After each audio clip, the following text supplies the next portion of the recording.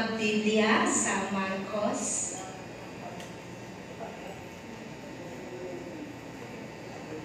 Chapter 5, verse 24 hanggang 29. Ang sabi po dito, at siya'y sumama sa kanya at sinundan siya ng lubhang maraming tao, at siya'y sinisiksik nila. At isang babae na may 12 taon nang inaagasan. At siya'y napahirapan na ng maraming bagay ng mga manggagamot, at naggugol na niya ang lahat niyang tinatangkilik, at hindi gumaling ng kaunti man, kundi bagkus pang lumulubha siya.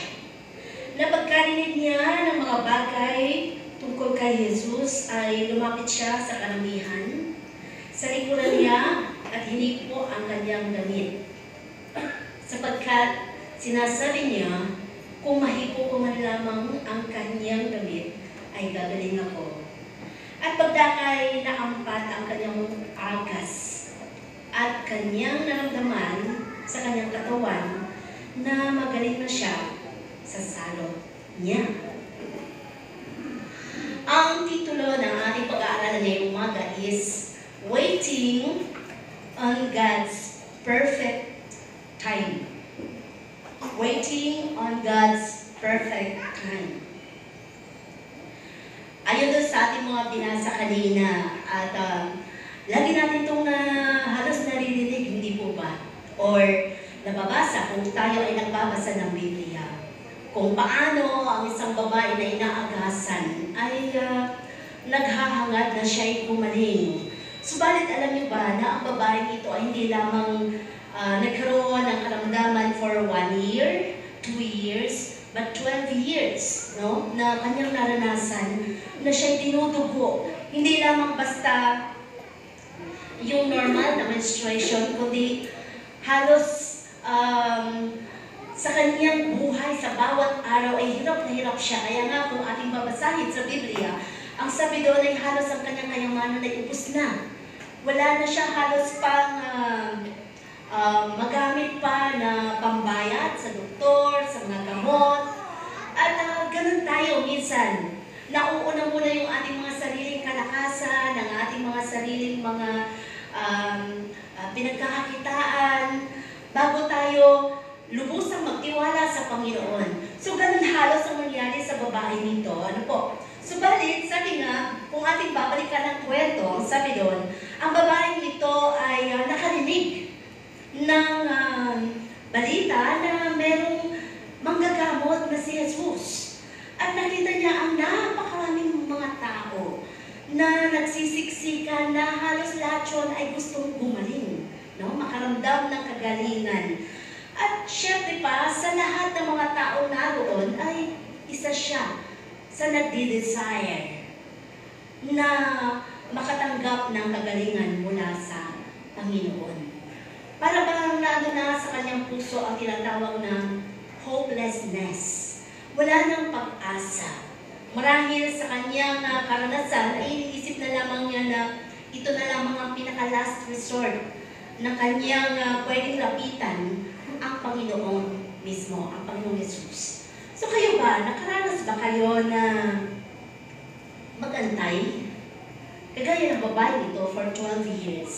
At sabi pa doon sa binasa natin kanina, sa bawat araw, hindi siya gumagaling. Bagkos, ang sabi doon, lalo pang lumulubha. No? Lalo pang lumulubha. Pero, ang isang magandang makikita natin dito for 12 years, ay hindi siya nawala ng pag-asa na mabuhay. Di po ba? Kasi yung iba, kapag dumating na doon sa punto na sinasabing malubha na yung sakit niya, ay magpapakamatay na lamang siya. Or, sabi nga ay pwede niyang kitli na lang ang kanyang buhay, or may mga options siya sa buhay niya para bang tumigil na lang ang kanyang mundo. Pero ang babae nito ay talagang dumating doon sa perfect timing ng ating Panginoon. At ito, kaya naitala ang kanyang pangalan, no? Sa Biblia. So, dito ay nais kong itanong sa inyo, nakaranas na ba kayo ng pag-aantay sa buhay ninyo. Mga inaantay ninyo na mula pa noon na pinapanalangin nyo, na hanggang ngayon ay wala pa rin katugunan. Marahil yan ay umabot na ng taon or buwan, taon, no? Sakit na kung ilang buwan nyo nang gustong maranasan na kayo ay gumaling, no? Pero hanggang ngayon, nakikita natin kung paano ay para bang walang nangyayari. Excuse na po.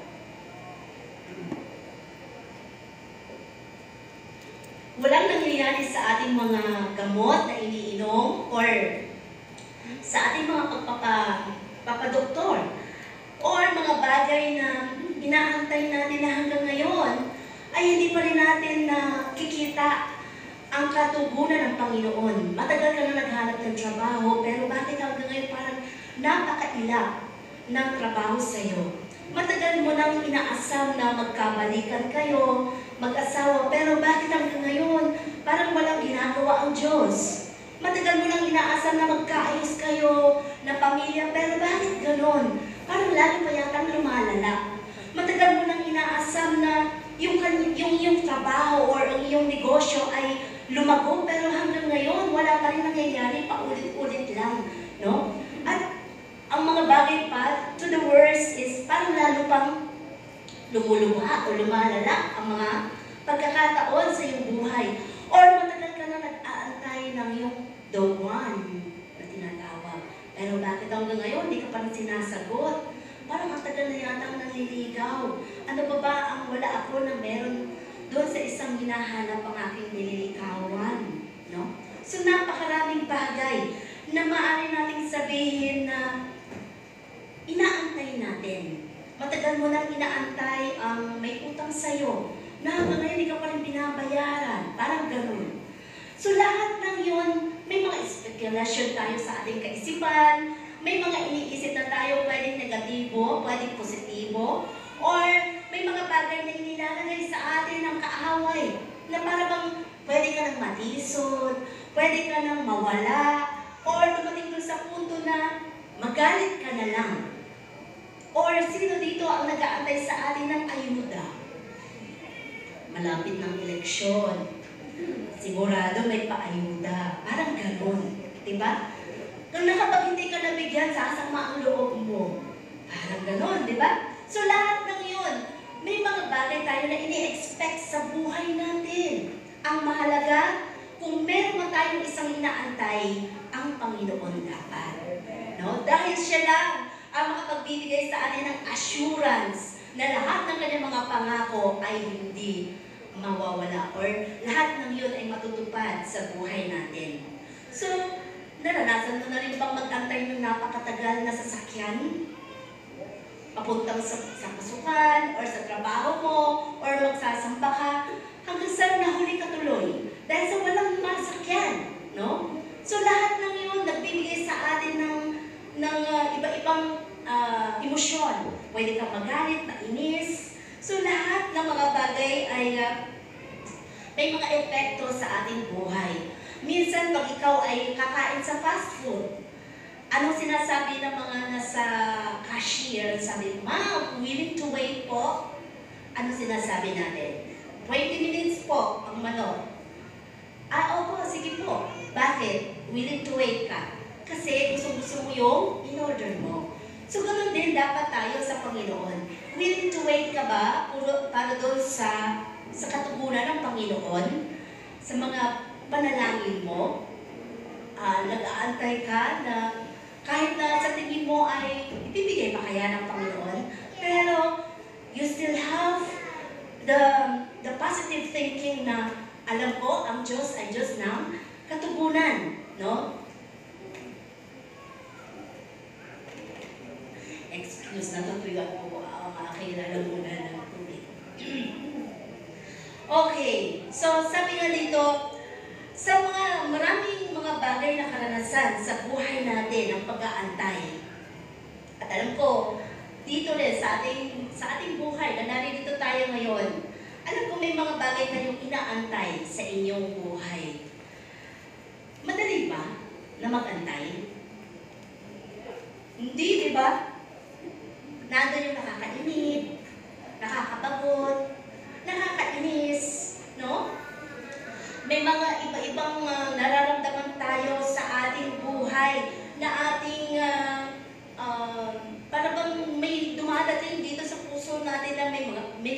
minsan may mga duda na, tanong na kung may katugunan pa ba? Napapagod ka na kasi. Napapagod ka na rin mag-antay. Sino dito yung napagod na mag-antay? Akala ko ba pagpapalain ako ni Lord, ba't hanggang ngayon di pa rin pinagpapala ang aming mga trabaho, ang aming negosyo? Hanggang kailan? Hanggang may buhay, may pag-asa. No? Baka may dinidevelop pa sa character mo. Baka may hinahanap pa si Lord na dapat ang tinuturo sa atin ay patience. Matutunan mo na nating maging malawak ang unawa. Mabilis kasi tayong mainip. Mabilis tayong maghanap ng katugunan na parang iniisip natin minsan si Lord ay isang genie na kapag sinabi natin, wish ko to na magkaroon ng ganito, eto na agad yung katugunan ni Lord. Pero si Lord hindi ganun. Kasi si Lord, tumutugon siya always on His time. Hindi sa oras natin. Minsan iniisip natin late na yung timing ng oras. Sa oras natin yun. Pero ang katugunan ng Diyos ay always on the right time. No? Lagi natin tandaan yan. Kahit pa tagal mo na nag-aantay ng trabaho, baka hindi pa time. Or mga bagay na iniisip mo, may kapasidad ka naman, may mga okay naman lahat ng mga sa resume mo, ayos naman lahat. Bakit parang hindi yata ako angkop dun sa akin na ina-applyan? So lahat ng yun, malay mo yung ina-apply mo pala ay hindi bagay sa'yo or magkakaroon ka lang doon ng problema. No? So lahat ng yun ay inaayos ng Panginoon. Lalo tigit kung ikaw ay isang Kristiyano. Pero kung ikaw halimbawa ay meron kang nakagalit or nakasamaan ng loob, pamilya mo, mahal mo sa buhay, kaibigan mo, nag-aantay ka rin ba na magkabati kayo? Or ipinapanalangin mo na lang na may masamang mangyari sa kanya? Masama yun, di ba? So bilang isang Kristiyano, tayo ay always for the best, no? Doon tayo lagi sa, kailan kaya maaayos ang problema namin ito? Or maisasaayos ang lahat ng bagay? Kasi sa Panginoon, laging nasa kaayusan ang Diyos. Hindi para sa ikawawasan ng pamilya, ng mga mahal sa buhay, ng mga may relasyon. So laging matuto lang tayo magkantay at matuto tayong magkaroon ng malawak na unawa at pagpapakumbaba. So anong sabi nga ng Panginoon? For God, ang Diyos sabi niya, be still and know that I am God. So matuto lang tayong maging kampante, na ano yung peace of mind habang nag-aantay na nagtitiwala ka sa Kanya. No? Hindi option sa'yo ang umayaw sa paglilingkod habang nag-aantay sa katugunan ng Diyos. Kundi, lalo pang i-challenge mo ang sarili mo na lalo kang maglingkod sa Panginoon habang may inaantay ka. Dahil doon, nadidevelop ang iyong character, nadidevelop ang iyong patience, nadidevelop ang mga bagay na mga character ni Kristo para maturuan ka na yung pala yun. Ang hinahanap ng pala ng Panginoon sa atin ay ang matutunan natin yung bagay na nahuhubog tayo, nababago tayo, bago dumating ang katugunan ng Diyos. No? So huwag nating madaliin ang nais natin na mangyari sa buhay. Dahil lahat na nangyayari sa buhay natin ay may purpose ang Panginoon. Meron siyang layunin. So dito sa ating binasa, for 12 long years, hindi siya naging malaya. So, napakahirap ng kanyang sitwasyon. Alam natin na kapag hindi normal ang pakiramdam mo, sa isang babae na lang na may buwan ng dalaw, di ba, pag dumadating ang mga ganong bagay, lalo pag nagkakaroon ka ng mga dysmenorrhea, napakasakit, no? Yung balakang ko na parang hindi mo alam, hindi ka makalakad, hanggang sa mag-blow ka na. So lahat ng yun ay nagkakaroon ka ng discomfort. So, ibig sabihin dito, lalo tigit ang babae ito na nakaranas ng discomfort sa kanyang buhay, sa kanyang sarili na naramdaman. At sabi nga, pag sinabi natin nagdurugo or bleeding means unhealthy. So, hindi siya tama, angkop sa kalusugan. So, ibig sabihin, may abnormality. Kapag ikaw ay nagpasuri ng iyong urine or ihi at may nakitang maraming blood sa ihi mo, hindi normal, no? Maring may UTI ka or anumang mga bakterya. Kung meron ding dugo sa iyong fecalis na tinatawag, yung dumi natin na sinusuri sa laboratory, hindi rin normal. Baka merong cancer sa loob, sa internal organs natin. So lahat ng mga, pag may mga bagay na may bleeding, no, na lumalabas sa ating katawan na hindi normal, ito ay nagbibigay ng warning sa atin. So dito, ganun din sa buhay ng babae ito, na during that time, sa kanilang kaugalian, na kapag merong ganong bagay na karanasan, na naranasan kagaya ng babae nito na dinudugo, ay unhealthy sa kanila, unclean, kumbaga. So, bawal silang hawakan, bawal silang lapitan, or kausapin. Yun ang kanilang mga belief noon. Parang marumi ka, parang makasalanan ka. Yun ang belief nila. So, ano na lang lalo ang kanyang nararamdaman kapag parang mag-isa na lang siya, walang masyadong, paano ba siya mabubuhay, wala siyang socialization, kumbaga, di ba? So, napakahirap ng sitwasyon.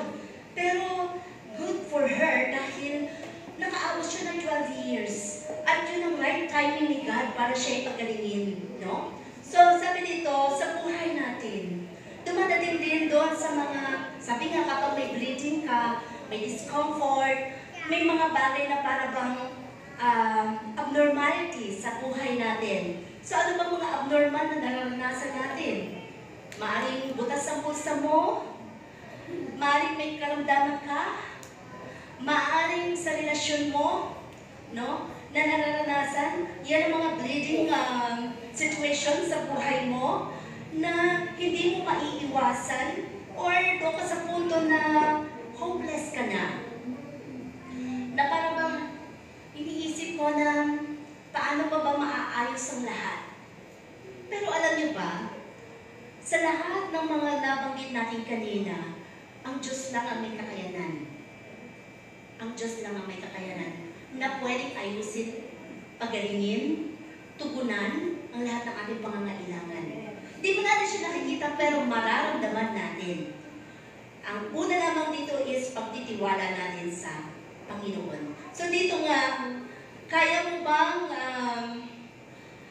magtiwala habang nag-aantay sa mga katugunan na nais mong makamtan sa buhay mo?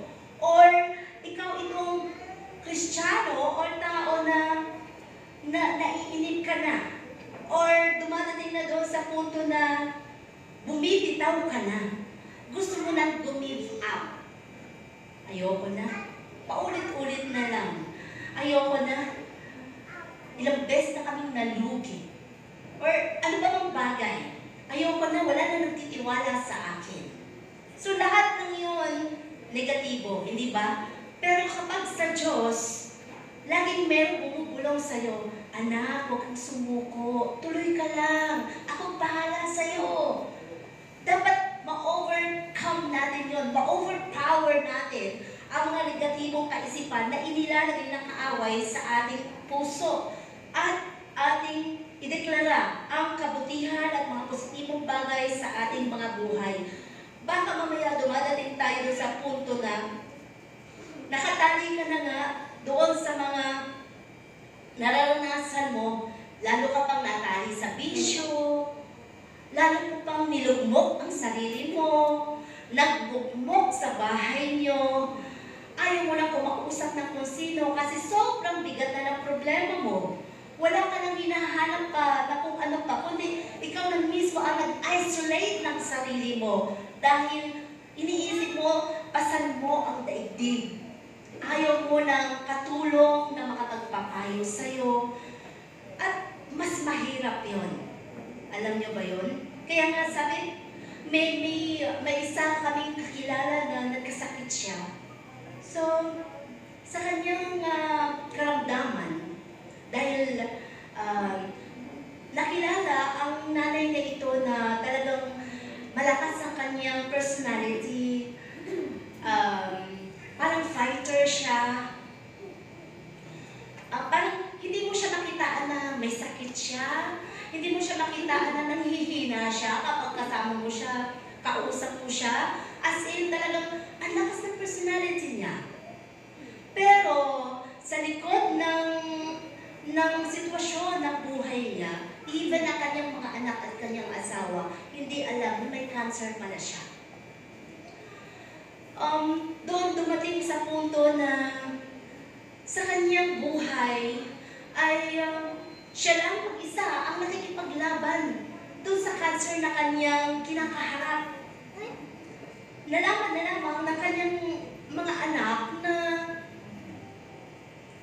may cancer siya o may sakit siyang dinaramdam. Nung minsan nag-CR ang kanyang anak at may nakitang bulak ang kanyang anak na may betadine doon sa naiwan sa CR. So, nagtaka yung anak kung bakit meron ganun, wala namang may mga sakit sa kanila. At dumating doon sa punto na nalaman nila may breast cancer pala yung kanilang ina at stage 4 na.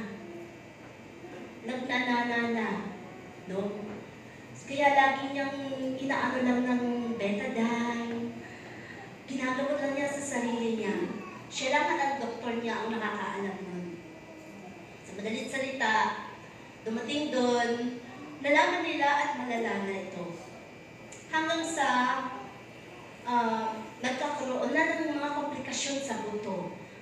Hanggang halos, hindi na umabot siguro isang buwan nilang nakasama, mula ng kanilang nalaman na gano'n na pala kalala ang cancer ng kanilang ina at namatay. Kasi nagkakomplikasyon na sa buto. So lahat, sabi nga, kung tayo may mga nararamdaman, kung tayo may mga bagay na hindi ayos sa ating mga sarili, it's okay na i-share sa pamilya natin, mahal natin sa buhay para nakakagapan. Huwag tayong magkunwari na, okay tayo, malakas ako, okay lang ako. Pero sa kaloob-looban mo, puno-puno ka pala ng galit, puno-puno ka pala ng sama ng loob, puno-puno ka pala ng dinadala na basura sa puso mo. Pero hindi ikaw okay. Okay ka sa harap ng kapwa mo, pamilya mo, mahal mo sa buhay. Pero sa Panginoon, sa harap ng Panginoon, hindi ka okay. Hindi tama. No? Kaya nga, every day of our lives, i-consult natin ang ating sarili sa harap ng Panginoon at laging maging open tayo sa ating pamilya, sa asawa mo, pamilya mo, anak mo, para matulungan ka manalangin, lalo na tayo, mga Kristiyano tayo. Hindi porket tayo ay, lalo kung tayo mga magulang, porket nakita sa atin na tayo ay malakas ang ating loob, okay ang ating personalidad, minsan nanghihina ka rin. Dumadating tayo dun sa punto na parang nanlulupay-pay ka, na parang ang kandilang na uupos. Okay lang na makaramdam ka nun para makita mo na pag tumawag ka sa Panginoon, siya ang kalakasan mo. Siya ang manggagamot mo. Kesa lagi mong i-deny sa sarili mo na malakas ka pero hindi na pala. Ayaw ng Diyos yun. Maging totoo tayo sa ating sarili, sa ating buhay. No? At sabi nga, kapag may mga alam or lalo sa pamilya natin, mas marami kayong mananalangin. Mas may magbibigay sa inyo ng payo kung anong mga dapat. So, dito sa babae ito ay para bang nawala na siya ng wala siyang mga kaibigan, pamilya, kasi sabi nga bawal sa kanyang i-touch, no? Or kausapin. Nagkaroon na lamang siya sa pagkakabasa ko dito sa Biblia ay siguro na doon ang kanyang tiwala na may isang Diyos na may hawak ng kanyang buhay. Kaya umabot siya ng 12 years eh. Hindi naman natin nabasa dito na gumave up siya. Kahit na lumala siya. So, meron siyang faith, no? May trust siya sa Panginoon. Kaya nung nagkaroon ng pagkakataon na nabalitaan niyang dumating si Jesus sa lugar na yun, hindi niya sinayang ang kanyang oras at panahon na makarating doon sa karamihan. At nakita natin, talagang nagsumiksik siya. Kapag ganun na kalala ang sakit mo, hindi ka na makakalakad ng tama, hindi ka na makakalakad ng tuwid, siguro ay gumagapang na lamang siya. Sabi niya, maabot ko lang yung laylayan ng damit ni Jesus. Nato na ng faith niya. Sabi niya, gagaling ako. Wala pa man, hindi pa man siya nakikita ng Panginoong Jesus, hindi man siya nabigyan ng atensyon ng Panginoong Jesus para pagalingin. Ang sabi niya, gagaling ako. So, ibig sabihin, doon pa lamang, nato na ang faith niya. Kayo ba, nung kayo pumasok dito, na meron kayong bit-bit na kabigatan, meron kayong bit-bit na mga problema, pagsubok, sakit man yan, o ano pa man, na naniniwala kayo na pag-uwi ko mamaya, magaan na ang pakiramdam ko. Yun ang faith na tinatawag. No? Na para bang, kinumfort ka na ni Lord dito. Binigyan ka na niya ng pag-asa. Nagkaroon ka na ng liwanag sa kaisipan mo. Tama nga, si Kristo lang ang pag-asa. Walang iba, no? Sa mga salita niya na pwede nating pagtiwalaan. So, ang sabi dito, kailangan tayong makalaya sa ganitong mga bagay na ating mga nararamdaman. Huwag tayong matali doon sa may problema ka na nga, may problema na sa pamilya, magulo na kayong mag-asawa, may problema na sa anak, ng mga rebelde, o ano pa man, tapos ikaw na magulang, nakatali ka pa sa bisyo. Ayaw mo nang umuwi ng bahay, iinom ka na lang ng iinom kasi iniisip mo ay yun na lang ang solusyon. Pero hindi yun ang solusyon. Iisa lang lagi ang solusyon kapag ikaw isang Kristiyano, ang Panginoong Jesus lang. Diba? So sabi, minsan dumadating doon sa puntong ganun. Sa bisyo mo na lang, nilalagay yung oras mo, panahon mo, parang iniisip mo, makakalimutan ko ang aking mga problema kapag ako'y nakainom. Kapag ako'y nasa sugalan, kapag ako'y nasa barkada, oo, makakalimutan mo pansamantala. Pag uwi mo, kinabukasan, pag wala ng hangover, yun at yun pa rin ang iyong problema. Walang nabago. Pinalala mo lang ang sarili mo. Hindi ba? So, hindi ayos, hindi tama na kaparaanan para makalimutan ng problema. So, sabi nga, doon sa mga nakataling mga karamdaman natin, huwag natin itago. Tayo ay maging open, no? At bigyan agad pansin kung ano man ang mga nararamdaman natin. Huwag na nating palalain. Kasi kapag lumala na, mas marami ng perang gagastusin. Kaya hanggat maaga, ay maagapan. Dahil yan ay mga bagay na hindi natin kontrolado minsan sa ating lupang katawan. So gusto natin malaya, maging malaya, gumaling, at makamtan natin ang katugunan ng Diyos. Dito sa ating pag-aaral, may tatlong move or action na ginawa ang babae nito. Excuse ulit ha.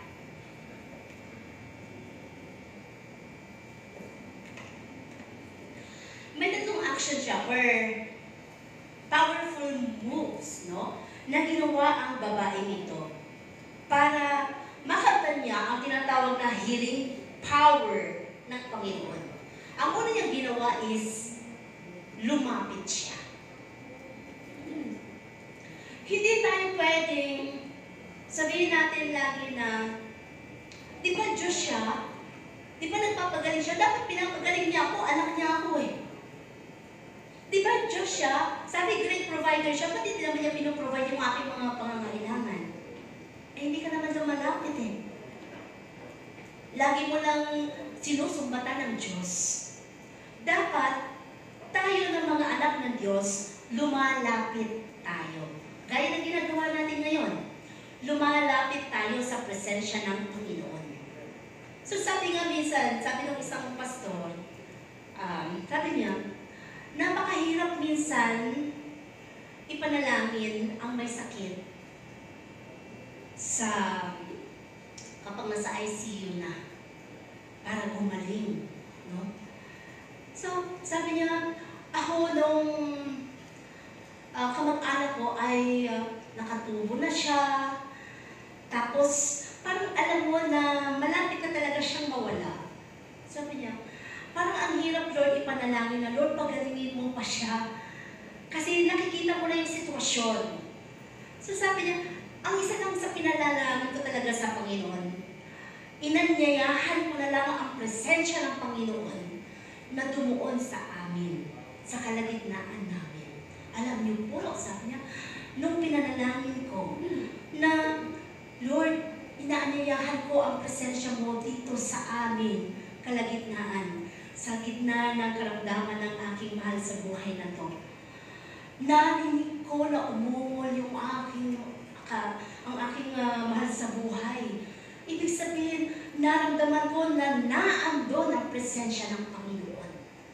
So, ibig sabihin natin, kapag tayo'y lumalapit sa presensya ng Panginoon, naandun siya para lumapit din sa atin.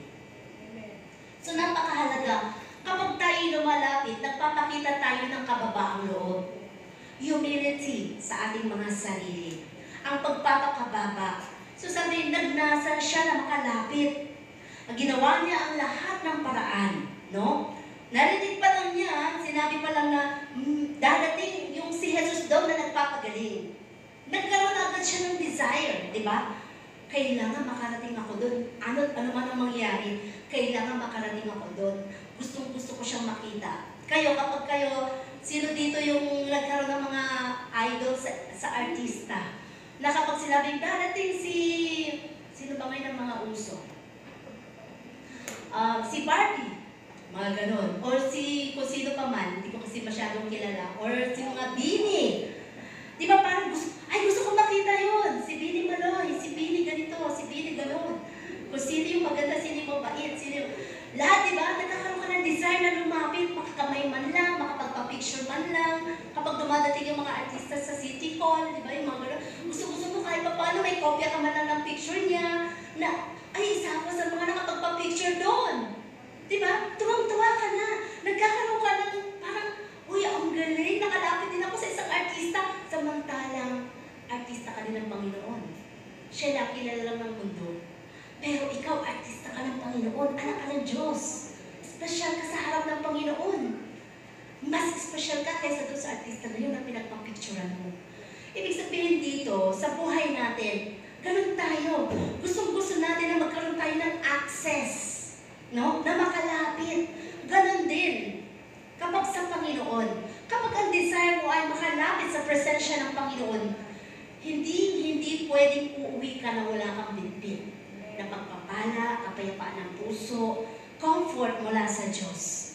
Kasi nung lumapit ka nung lumapit ka dito, nakita mo agad pagpasok mo palang naramdaman mo na ang presensya ng Panginoon. Sino nakaramdam ng ganun? Pagpasok mo palang nandiyan pa yung kaaway ko. Yung kaalitan ko. Kung ganun, sinayang mo lang ang oras at panahon mo. Hindi mo mararamdaman ang presensya ng Panginoon. So sabi dito, kapag tayo lumalapit, ikaw ay naroon sa presensya ng Panginoon na hindi pwedeng i-reject ikaw ng Diyos. Dahil walang lumalapit sa Panginoon na ni-reject niya. Lalo tigit kung nasa kababaang loob ang paglapit mo sa Kanya. Ikaw, kapatid, kanino ka ba lumalapit? Kapag kailangan mo ng financial. Sabi mo nga kay kumari, pautang muna. Sabi mo nga kay kumpare, pakuha muna doon ng dilata. Mga gano'n, di ba? Mga bagay na nilalapitan mo lang masama. Pero bago pa man tayo lumapit sa kung kani-kanino, ang napakahalaga dito is kausapin mo muna ang Panginoon. Una ka munang lumapit sa Kanya. No? Dahil sa Panginoon, may kasiguruhan sa mga katugunan sa buhay natin. So, minsan, lalo na kung mga kabataan, ang unang-unang nilalapitan nila kapag inawa o pinagalitan ng magulang, sa bahay, barkada. Di ba? Mga kaibigan, katropa, mga ka-group chat. Yan yung mga unang-unang nilalapitan. At kalimitan, sa Facebook, lumalapit tayo. Huwag ganon. Ang una nating lapitan ay ang Panginoon. No? Sa Panginoon, lagi tayo. Dahil siya lang ang pwedeng makapag-aayos ng lahat ng bagay sa buhay natin. No? Lahat dito, tinatawag natin na pag sa Diyos, lagi may pag-asa. Minsan nga, yung mga kabataan, mas may tiwala pa sa kaibigan nilang magsabi ng kanilang problema kaysa sa magulang. Diba? Mas open sila sa kanilang mga nararamdaman kaysa sa kanilang mga magulang. Paano naman kasi pag sasabihin mo pa lang sa mga nanay ko na may problema ako, sasabihin lang natin, ano na ang problema yan? Ang dami ko pang problema, dadagdag ka pa. Mag-aral ka lang. Ganun agad, di ba? So, binabara na agad ng magulang. Hayaan niyo munang pakinggan ang nararamdaman ng inyong mga anak para wag silang maaluf na lumapit sa inyo. Baka mamaya kung sasabihin na pala, Nay, buntis ako. Nagsasabi, Nay, may problema. Ano na namang problema? Puro na ka na ng problema. Parang ganon. Wala na. Hindi na nakapagbukas ng kanyang sarili. So lahat ng mga bagay napakahalaga, kailangan lamang ay meron tayo kababaang loob. So sa mga napili mo na nalapitan, kaibigan mo, katropa mo, kabarkada o ano pa man, mga kumare mo, kumpare mo, nakakuha ka ba ng magandang katugunan? Nakautang ka ba? Oo naman. Napahiram ka ba? Hindi, mahaba na raw ang listahan Parang gano'n, di ba? Napayuhan ka ba? Paano? Yung pinayo, sabi niya, mas mabigat pa raw problema niya, kaya wala ko pa, ayaw ko nakuha. No? So lahat ng yun, wala tayong kasiguruhan. No? Or lumapit ka sa kaibigan mo, sinabi mo na may sakit ka, o napagaling ka ba niya? Ano magagawa niya kung hindi naman siya doktor? Di ba? Pero kapag sa Diyos tayo lumapit, lahat ng ito ay pwedeng tugunin ng Panginoon. No? Para hindi na maging worse ang lahat. So sabi nga, God is the ultimate source of our complete healing sa buhay natin. Healing sa pinansyal, material, sa ating physical, sa lahat ng bagay sa buhay natin. No? May problema ka ba ngayon, kapatid? Sino walang problema? Taas ang kamay. Lahat may problema? Sino may problema sa financial? Ay, 50%. Sino may problema sa physical? Lahat malulusog, walang sakit. Sino may problema sa relasyon? 5. So, ibig sabihin, lahat may mga problema, di ba? Lahat tayo may mga problema. Yung iba nga lang ay tinatago na lamang natin. Atin na lamang itong binibitbit sa sarili nating kaparaanan. Pero wag, isuko mo yan sa Diyos. Dahil sa Panginoon, may solusyon. No? May solusyon sa Panginoon. Sakit man yan, desperado ka man, na-in-despair ka man, hindi ka sinagot ng niligawan mo, or hopeless ka man.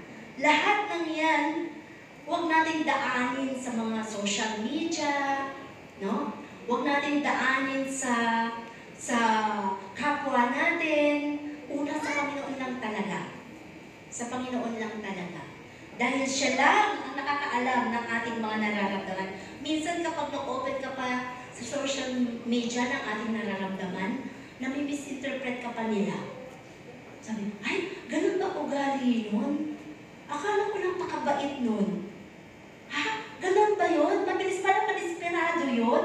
Ba't ganun mag-react sa Facebook nun? Ang sabi, ay, nako, gusto ko nang mamatay. Ay, ganun ba yun? Di ba Kristiyano yun? Bakit gusto mo magpakamatay? Akala ko bang malakas ang kalooban nun? Kaya kayo basta-basta naglalagay ng mga nararamdaman niyo sa Facebook. Kasi minsan, iba doon sa nakikita nila sa personalidad ninyo. Mas maigi pa yung mga nararamdaman nyo, ilagak nyo na lang sa Panginoon. Nami-misinterpret tayo ng ibang nakakakita sa atin. Minsan. No? So sabi dito, Pangalawang ginawa ng babae is kumapit. Una, lumapit muna siya. So, nung nakalapit na siya ay kumapit siya doon sa laylayan ni Jesus. Kailangan mong kumapit. Kanino ka ba kumakapit? Kumakapit po ako sa patalim. Dahil wala lang pag-asa, sa patalim na lang talaga. Sabi nga nung isang naging kasama natin dito dati noon. So, nung nakita ko siya dyan sa may Xerox, sabi niya, sabi ko, Ninong, nandito ka pala. Oo, nandito ako. Sabi niya, eto, papaseros ko lahat ng ito kasi wala na akong pag-asa eh. Ito na lang ang last resort ko eh.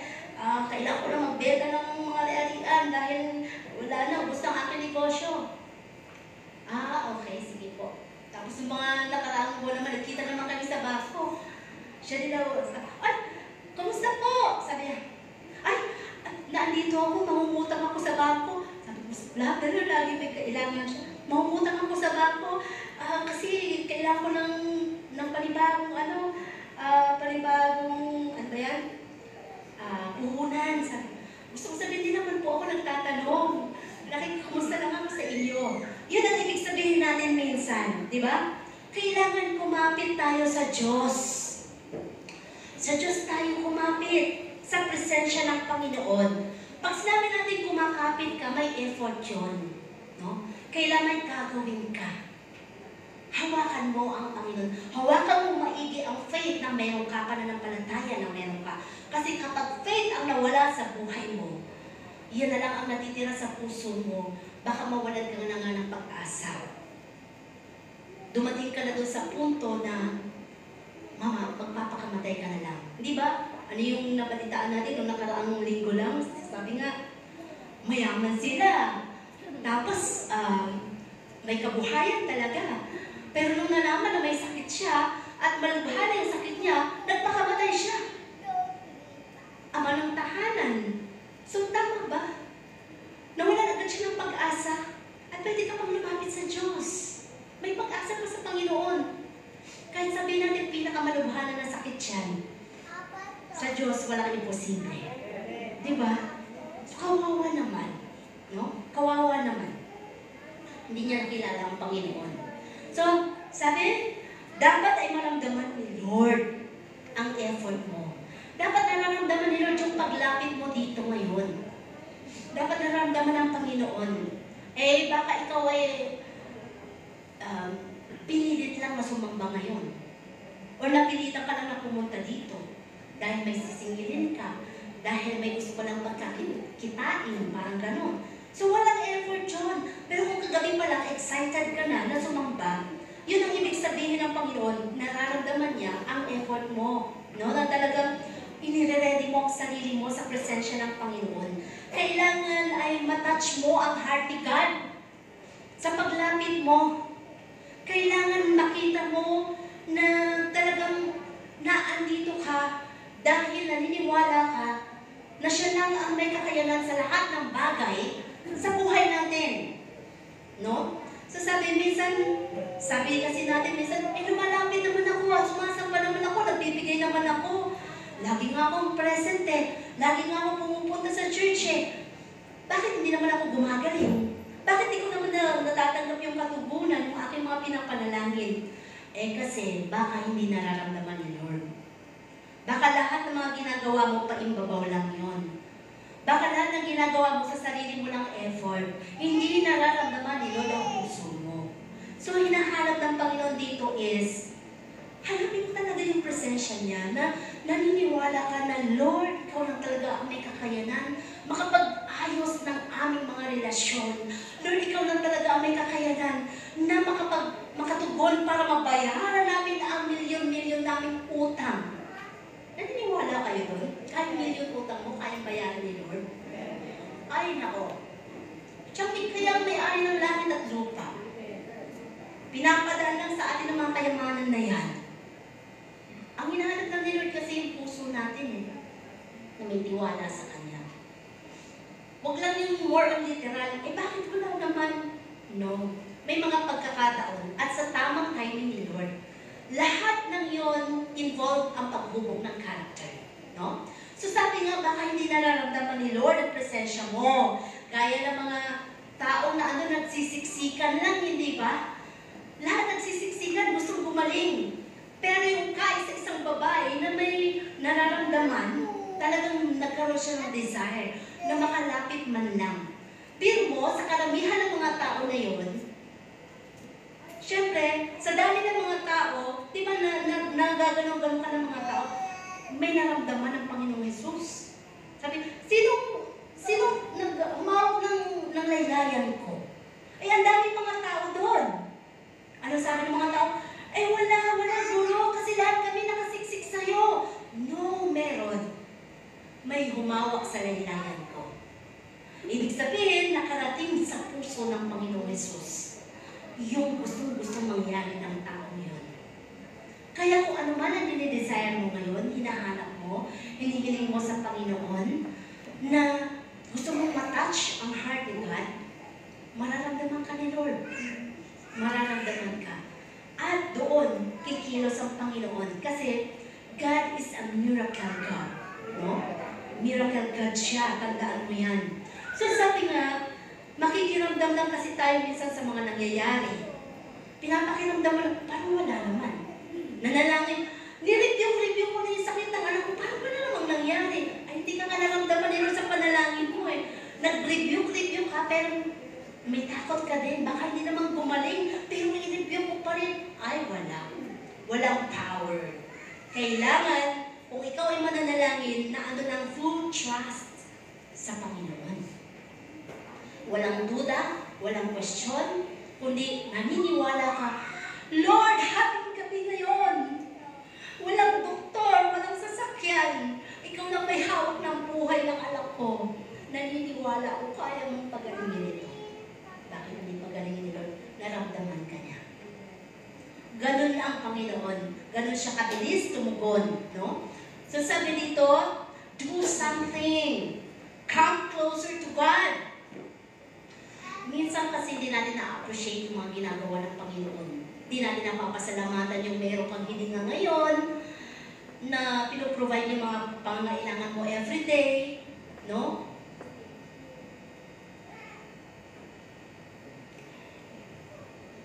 Hindi mo na-appreciate, ginising ka kanina, napasalamatan mo ba?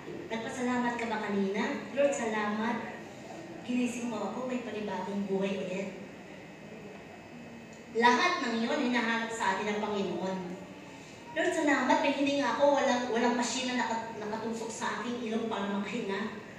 Lahat yun hinahanap ng Diyos. Kung appreciative ba tayo sa mga maliliit na mga bagay na akala natin maliit lang. Pero sa Diyos yun, napakahalaga. No?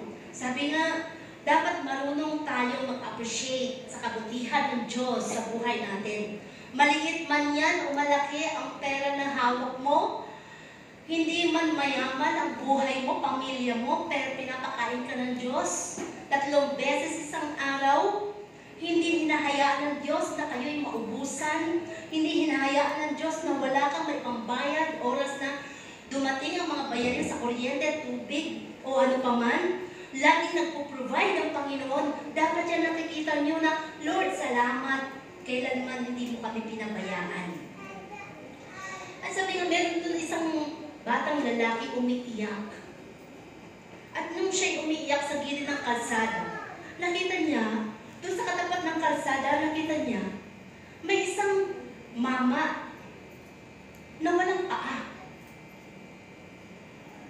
At sabi niya, ako umiiyak dahil kahit kailan, hindi na napalitan yung aking sapatos.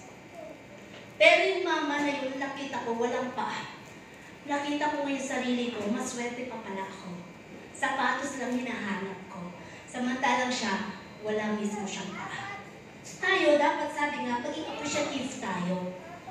Huwag natin hanapin ang mga bagay sa kapwa natin, hanapin natin sa Panginoon.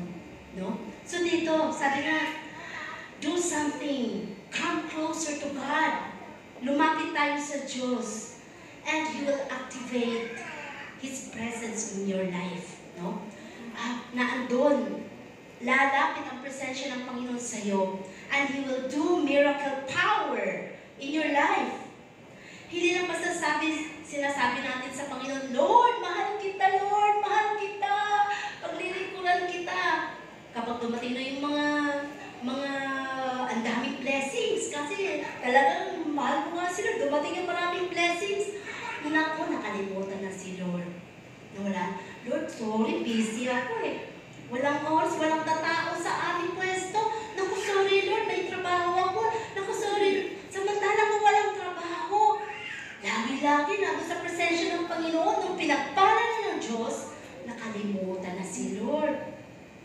Anytime, pwedeng bawiin ng Panginoon ang anumang bagay na pinapahirap sa atin.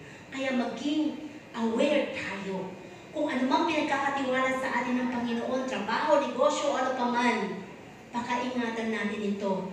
Maging unang prioridad pa rin ang Panginoon sa buhay natin. So, sabi nga, maging sa ating mga magulang, paano po ba kayo ng mga kabataan? Sinasabi natin sa Panginoon, di ba, mahal kita Lord, paglilingkuran kita, pero pag dumadating ng mga pagsubok, ayaw na maglingkod sa Panginoon. Laylo muna ako. Parang hindi naman ako tinutugon ni Lord eh. Dito muna ako sa bahay. Mag-online na lang muna ako. Parang gano'n, di ba? So, titignan mo kung totoo ba sa bibig mo na lumalabas yung sinasabi mo, mahal. Pag sinabing mahal, baka mahal ang presyo, mahal ang bilihin. Pag mahal, sa puso yun. Di ba? May effort yun. May ginagawa ka. Lumalapit ka. Kumakapit ka sa Diyos. Na hindi pwedeng isang tabi siya. Kasi mahal mo nga siya. Kayo, mga lalaki, nung nilikawan niyo yung mga asawa ngayon, mahal nyo, di ba? Kahit ilang bundok, tatawirin niyo. Kasi mahal nyo nga eh. Kahit nagalit na galit ng magulang mo, wag yun! May lahing ganito yun! Wag yun! Lahi ng mga ganyan! Hindi! Mahal ko nga eh! Sa kanya umiikot ang mundo ko! Oh, di ba? Ginagawa mo lahat ng kaparaanan kasi mahal mo. Dapat ganun tayo sa Panginoon. Ganun tayo sa Panginoon. Tayo din, minsan, mahal ko, magulang ko, mahal, pero pag inuutusan eh, ang dami mong reklamo. Di ba? Sa buhay natin, kung talagang mahal mong magulang mo, kaagapay ka ng magulang mo, sa pagtrabaho, sa bahay, kung ano pa man ang kailangan nila, habang sila yung mga malalakas pa, kailangan katulong kayo. Hindi ang magulang nyo ang katulong. Kayo ang dapat katulong ng magulang nyo. Hindi yung kayo nagsiselfone, nanay nyo, laban ng laba, hugas ng hugas, walis ng walis, samantalang kayo, wala kayong ginagawa. Mga kabataan, pag inutusan, nagagalit pa. Alam nyo, kayo ang kawawa kapag kayo na ang nagkapamilya. Kayo ang kawawa kasi wala kayong alam na trabaho sa bahay. At kapag ganon, kayo na mga kabataan ngayon palang tamad na kayo. Alam nyo, kapag nagkaanak kayo, ipaparanas din sa inyo ng mga anak ninyo. Ganyan ka kasi noon eh. Matigas kasi ulo mo noon eh. Kaya nung nagkaanak ka, pinaranas sa'yo. Naging matigas din ang ulo, naging tamad din, para maramdaman mo kung ano ang nararamdaman ng magulang mo nung ikaw pa lang ang inuutusan. Kaya dapat, sabi nga, pag sinasabi natin mahal, ipakita natin. Ipakita natin, that is training. No? Training. At sabi nga, huwag mong sabihin, magulang mo, mahal mo ang magulang mo. Bibigyan mo lang siya ng bulaklak kapag patay na. Nakahimlay na. Doon ka palang bibili ng maraming bulaklak sa dangwa. Bibigyan mo siya ng pasalubong na chocolates kapag nakita mong diabetic na, magulang mo, malapit na maputulan ng paa. Samantalang nung malakas pa, hindi mo mabigyan ng chocolate lagi sa boyfriend, girlfriend mo. Parang gano'n, di ba? Huwag mong sabihin sa buhay mo na, o huwag mong ipasyal ang magulang mo kapag hindi na siya nakakalakad. Nay, pasyal tayo sa mall. uugod-ugod na nga, nakaganon na, lumala kasi hindi mo maipasyan. Siyempre, magsasabihin pa ba naman, paano ako makakapasyan? Nakita mo lang isa na lang paan, nahihilahot pa. Ipapasyan mo ako ngayon. Kasi, alam mo nga na hindi na siya makakapasyan. Huwag mong gawin sa magulang mo yun. Habang malakas pa siya, ipasyan mo na. Kung ikaw rin lang ay may kapasidad. At huwag mo siyang ipapatayo ng bahay kung musoleo na lamang ito sa simenteryo. Lahat ng mga bagay na ginagawa natin, kung mahal natin, ginagawa na sa una pa lang, pinapakita na natin. Ganon din sa Panginoon. No? Kung tunay na mahal natin ang Panginoon, ngayon pa lang, mag-effort na tayong maglingkod sa Diyos. Dahil naglalagay tayo ng puhunan natin sa Panginoon na isang araw, lahat ng ginagawa natin paglilingkod, magkakaroon na ito ng bunga, makakarating ka sa langit na bayan. Ikaw na nagmamahal sa magulang mo, ikaw na nag-aalaga sa magulang mo, ikaw na nag-iingat ng kalusugan ng magulang mo, isang araw, hindi mo alam, may ipamamana pala sa'yo. Sa'yo lang pala pinangalan ng ipapamana. Parang gano'n, di ba? Yun ang ibig sabihin natin. And the last na ginawa ng babae dito is, una is lumapit, pangalawa is kumapit sa Diyos, and the last, pangatlo is nagtiwala. Nagtiwala siya sa isang Diyos na kanyang nakilala. Doon lang siya nagtiwala. Wala na siyang tiwala sa doktor. Wala na siyang tiwala sa mga tao na kapaligid sa kanya. Sa Diyos na lang talaga. No? Doon niya binuhos sa kanyang tiwala sa Panginoon. At sabi nga, it speaks the content of her mind. Yun ang nasa kaisipan niya. Kung lumalapit ka at kumakapit ka, huwag kang mag-alilangan sa Diyos. No? Kailangan with full trust sa Panginoon. Ipagkatiwala mo talaga. Kung may mga bagay, trabaho man yan, negosyo man yan, o buhay mo man yan, pagkatiwala lahat sa Diyos. Siya lang talaga ang may kakayanan. Ang Diyos lang ang may kakayanan proteksyonan ka saan ka man pumunta. Kahit nasabingin pa man ang kamatayan, ang Diyos lang ang may kakayanan iahon ka sa kahirapan. Kung magtitiwala ka lang sa Diyos. Ang Diyos lang ang may kakayanan na pagalingin ka kung gusto ka pa niyang buhayin. Kaya wala tayong kalugihan kapag naglingkod tayo sa Panginoon. Ang sabi nga dito, ang faith ang makapagbibigay ng kapanatagan at kapayapaan. So, ano man ang pinagdadaanan mo, kapatid? Hirap man sa pinansyal, sa emosyon, physical stress. Sino ba dito mga nai-stress? Stress saan? Nadidepress. Saan? Saan ka nadidepress? Sa asawa? Nadidepress ka sa asawa? Nai-stress ka sa mga anak? So lahat ng mga bagay na yan, nilagay ang word na yan ng kaaway para panghinain ka. Kasi sa Panginoon, ang sabi ang stress, strength yun, di ba? Lahat yun eh. Ang trials is triumph. So lahat may katumbas ang Panginoon doon. So wag tayo doon sa side ng mga stress, depress. Dapat doon tayo sa positibo, sa Panginoon. No? Dahil ang pinakakilang doon is faith. Kahit na hindi mo pa siya nararamdaman, pinangawakan, Lord, alam ko, Panginoon, Diyos, ikaw ng kaayusan. Magulo ang pamilya ko, magulo kami mag-asawa, pero Lord, alam ko, ikaw ang may control ng lahat ng bagay. Sino nakapanood dito nung nagpalabas dito yung yung sila Pastor Gil pa nun, diba, nung gabi? Yung kanyang asawa, babaero, lasingero, mahilig sa gimmick, Christian na yung babae. Dumating yung kaibigan niya, umalis yung kanyang asawa, may nakipag-date sa kanyang ginugustong babae. Tapos, dumating yung kaibigan niyang Kristiyano. So, alam ng babae na may ginagawa yung kanyang asawa. Nagkaroon sila, sabi niya, punta tayo sa prayer room. Talagang nag-prayer warrior sila, nananangin sila, talagang nagsusuligaw sila habang alam niya na nasa party yung lalaki, nasa kasama yung babae. Nagdeklara, talagang nag-rebuke, habang dumadaan doon sa ganong sitwasyon yung lalaki sa party. Alam niyo ba? Nung habang nagkakaroon ng prayer warrior yung magkaibigan, at saka yung asawa ng babae, yung lalaki nakaramdam ng nasusuka siya, hindi niya alam kung anong nangyayari sa kanya. Diba? Parang nagkaroon siya ng, hindi niya alam bakit gano'n ang kanyang nararamdaman.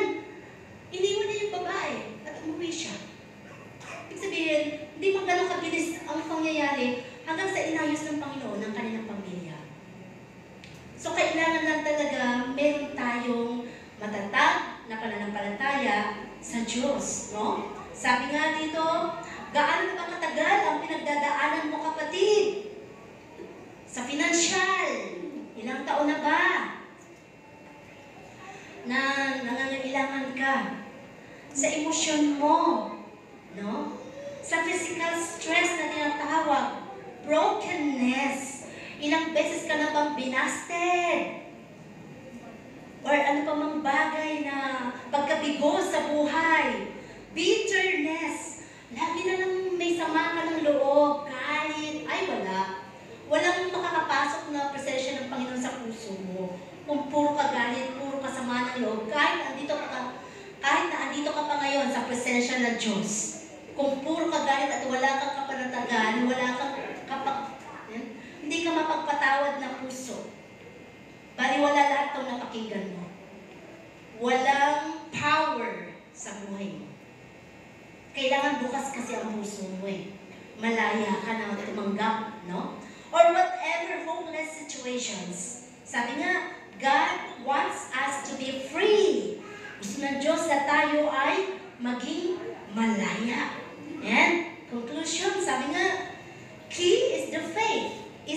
Key is faith, no? Ang pinaka-key o susi ay ang pananampalataya. Kahit sagad na yung lakas mo, wala ka ng lakas, wala ka ng pag-asa, but still, magtiwala ka sa Diyos. Pagtiwalaan mo lang ang Panginoon. Totoo siyang Diyos. Totoo siya. Totoo ang Panginoon. Totoo ang kanyang salita. Totoo lahat na nakasulat sa Biblia. Totoo ito. Hindi may pagkakaila. Lahat na nagtiwala dito, kumilos ang Panginoon sa buhay nila. No?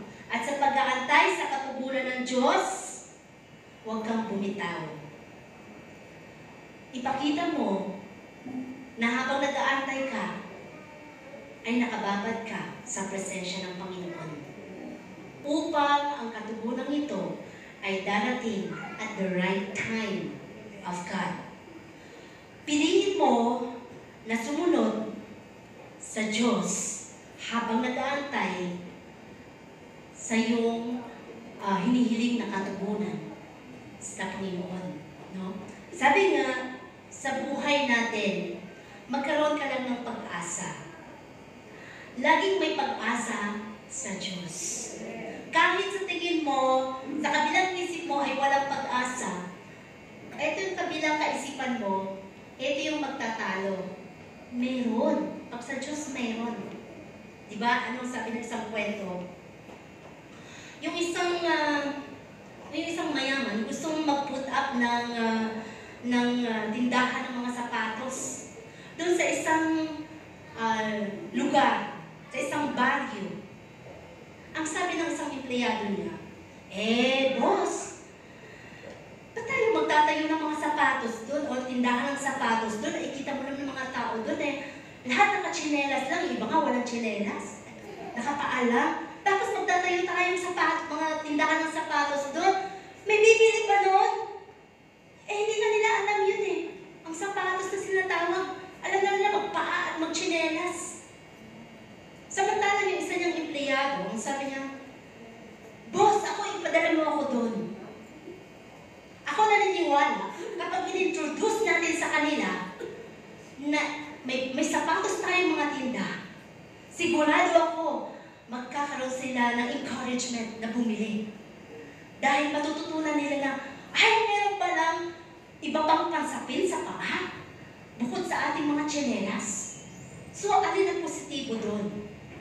Yung pangalawa, di ba? So, huwag mong iisipin na, may tubig ba doon? Disyerto yun. Parang gano'n. Huwag mong iisipin minsan sa pamilya mo na, may kinabukasan ba ako sa anak na to? Ito yung pinakamahina ang ulo. Yung minsan iniisip mo, ito yung pag-aasa ko Pero yung iniisip mo siya, yung inaasahan mo, hindi pala yun. Doon pala dun sa list. Sa parang hindi mo iniisip na siya makakatulong sa'yo.